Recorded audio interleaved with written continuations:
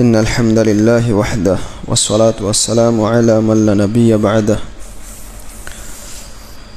اللهم علمنا ما ينفعنا وانفعنا بما علمتنا وزدنا علما وأصلح لنا شأننا كله ولا تكلنا إلى أنفسنا طرفة عين الحمد لله যাবতীয় প্রশংসা একমাত্র আল্লাহ রাব্বুল আলামিনের জন্য। অতঃপর সালাত এবং সালাম নাজিল হোক সর্বশ্রেষ্ঠ নবী এবং রাসূল মুহাম্মদ সাল্লাল্লাহু আলাইহি ওয়াসাল্লামের উপর। আল্লাহুম্মা সাল্লি ওয়া সাল্লিম আলাইহি। আমরা আলোচনা করছিলাম ফিতনা সম্পর্কিত হাদিসগুলো নিয়ে।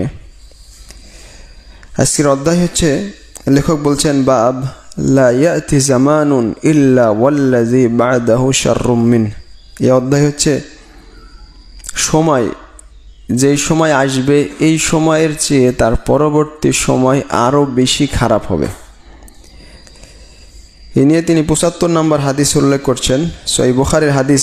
জুবাইর ইবনে আদি রাহিমাহুল্লাহ বলছেন যে আমরা আনাস ইবনে মালিক রাদিয়াল্লাহু তাআলা আনহুর কাছে আসলাম, সাহাবী আনাস। ফাশাকাউনা ইলাইহি মা নালকা মিনাল হাজ্জাজ। তো আমরা তার কাছে অভিযোগ করলাম যে হাজ্জাজ, যে আমির বানু উমাইয়ার যে আমির জালেম, তার পক্ষ থেকে আমরা যে জুলমের শিকার হচ্ছি সেই বিষয়ে অভিযোগ করলাম আনাস ইবনে মালিক রাদিয়াল্লাহু তাআলা আনহুর কাছে। তো সাহাবী আনাস রাদিয়াল্লাহু তাআলা আনহু বলছেন, ইসবিরু, তোমরা ধৈর্য ধারণ করো। ফাইন্নাহু লা ইয়াতি আলাইকুম জামানুন ইল্লা আল্লাযী বা'দাহু শাররুম মিন। কারণ তোমাদের কাছে যেই সময় আসবে এখনকার চাইতে তার পরবর্তী সময় আরও বেশি খারাপ হবে। হাত্তা তালকাউ রাব্বাকুম, যতক্ষণ না তোমাদের রবের সাথে সাক্ষাৎ করেছো। মানে দিন যত যাবে তত মানুষ খারাপ হবে।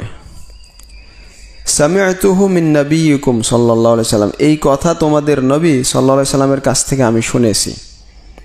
মানে যুগ যত যাবে, সময় অতিবাহিত হবে, মানুষ দিন ধর্ম থেকে তত দূরে সরে যাবে, দিন পালনকারী লোকের সংখ্যা তত নগণ্য হয়ে দাঁড়াবে।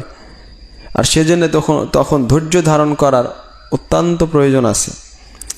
আর এই হাদিসে সাহাবী আনাস রাদিয়াল্লাহু তাআলা আনহু জালেম শাসকের ক্ষেত্রে অবস্থান উল্লেখ করলেন। সেটা হচ্ছে শাসক যতক্ষণ মুসলিম আছে, সেকুলার না, কিন্তু শাসক যতক্ষণ মুসলিম আছে, সে যদিও জুলুম করুক তার বিরুদ্ধে বের হওয়া যাবে না, তার বিরুদ্ধে বিদ্রোহ করার কোনো সুযোগ নাই ইসলামে, বরং ধৈর্য ধারণ করতে হবে।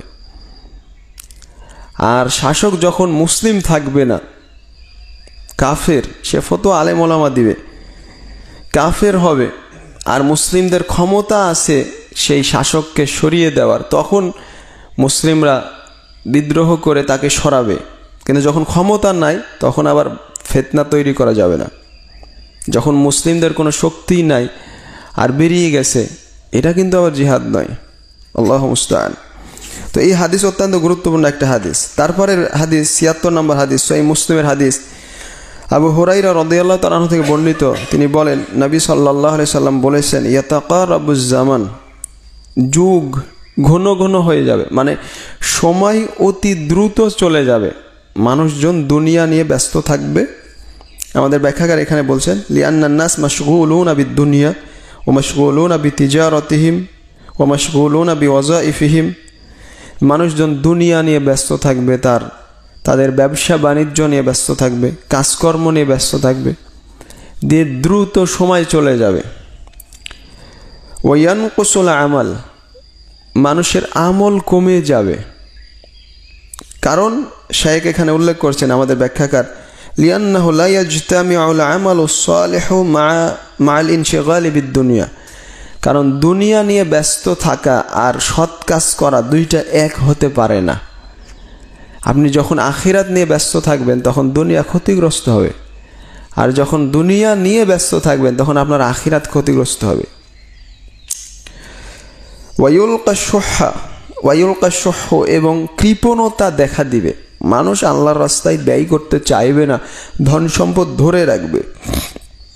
ওয়াতাজহারুল ফিতান, আর অনেক ফিতনা প্রকাশ পাবে, যেমন ধন সম্পদের ফিতনা, লেখক বলছেন ফিতনাতুন নিসা, নারীদের ফিতনা, ফিতনাতুত তাসাহুলি ফি উমুরিদ্দিন, দিনের বিষয়ে অবহেলা অলসতা করার ফিতনা, ফিতনাতুত তাশাব্বুহি বিল কুফফার, কাফেরদের সাদৃশ্য তা অবলম্বন করার ফিতনা, বিভিন্ন ধরনের ফিতনা ফাসাদ দেখা দিবে।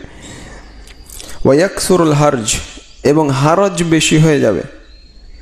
সাহাবীগণ বললেন, হে আল্লাহর রাসূল সাল্লাল্লাহু আলাইহি সাল্লাম, হারজ কি? তিনি বললেন, আল কাতলু, হত্যা, ব্যাপক পরিমাণে হত্যাকাণ্ড শুরু হয়ে যাবে। মানে দিন যত যাবে, মানুষ দিন ধর্ম থেকে তত দূরে সরবে, আমল কমে যাবে, হত্যাকাণ্ড অনেক বেড়ে যাবে। এই হচ্ছে ৭৬ নম্বর হাদিস। তারপরে আমাদের লেখক উল্লেখ করছেন যে বাব তাহরিমু রুজু'ইল মুহাজির ইলা ইস্তিতানি ওয়াতানিহি, কোনো ব্যক্তি, মুহাজির ব্যক্তি, তার স্বদেশ ত্যাগ করে হিজরত করেছে তার দিন নিয়ে, দিন বাঁচানোর জন্যে, তো এই ব্যক্তির জন্য আবার তার স্বদেশে ফিরে আসা এটা তার জন্য হারাম, স্বাভাবিক অবস্থায় জায়েজ নাই, এ বলে তিনি অধ্যায় রচনা করছেন।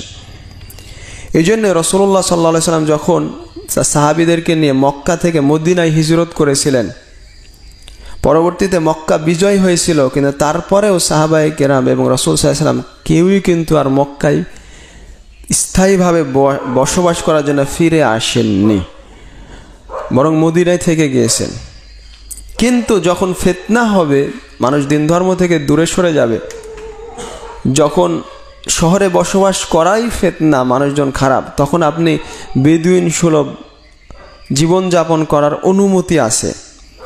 এই সম্পর্কে হাদিস ৭৭ নম্বর, সালামা রাদিয়াল্লাহু তাআলা আনহু বলেন যে তাকে হাজ্জাজ বললেন, আর আদাত্তা আলা আকিবাইক, আপনি কি আবার আপনার পিছনের অবস্থায় ফিরে গেছেন? তো তিনি বললেন, না ফিরে যায়নি, ওয়ালাকিন্না রাসূলুল্লাহ সাল্লাল্লাহু আলাইহি ওয়াসাল্লাম আজিলানা ফিল বাদু, রাসূলুল্লাহ সাল্লাল্লাহু আলাইহি ওয়াসাল্লাম আমাদেরকে বেদুইন সুলভ জীবনযাপন করার অনুমতি দিয়েছেন। শাইখ এখানে উল্লেখ করেছেন, যখন মানুষ দিন বাঁচানোর জন্য প্রয়োজন হয়ে পড়বে, তখন মানুষ ছাগল চড়াবে, একা একা জীবনযাপন করবে, বেদুইন সুলভ জীবনযাপন করবে, এটা জায়েজ, কোনো সমস্যা নাই।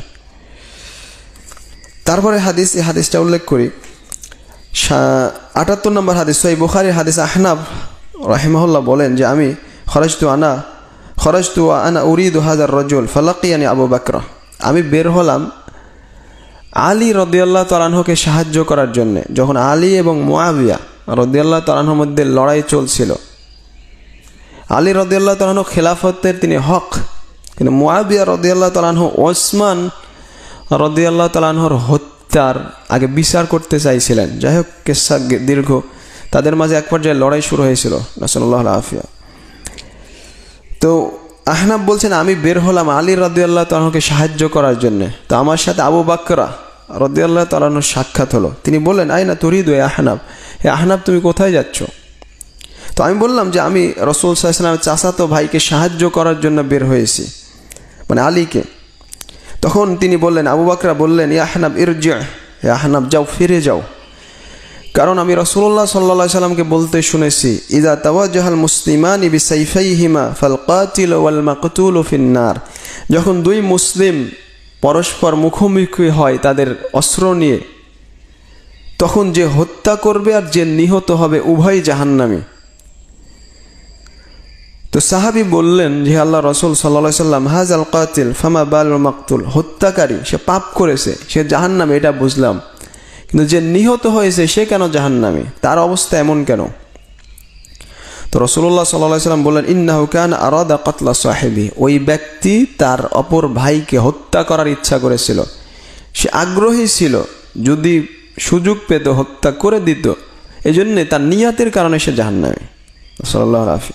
তাহলে যখন মুসলিমের লড়াই চলবে, তখন কোনো দলেই আপনি যুক্ত হতে পারবেন না। এই জন্য আবু বকর বললেন, ফিরে যাও, তুমি মুআবিয়ার দলেও থাকবে না, আলীর দলেও না। আর এই হাদিস প্রমাণ করে মানুষের নিয়াত অনুযায়ী নিয়াত করে, তারপরে তার সাধ্য অনুযায়ী প্রচেষ্টা করেছে পাপ কাজে, তাহলে তার পাপ লেখা হয়ে যাবে।